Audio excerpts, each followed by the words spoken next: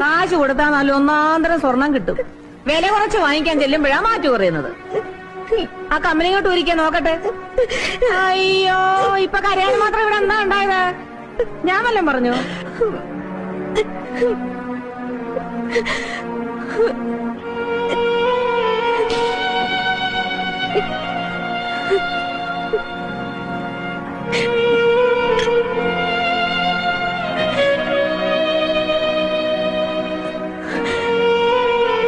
എല്ലാം കൂടി 76.5 ഗ്രാമുണ്ട്.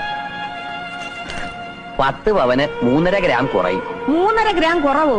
എനിക്ക് അപ്പോഴേ സംശയം തോന്നി പറഞ്ഞത്രയും സ്വർണ്ണമില്ലെന്ന്.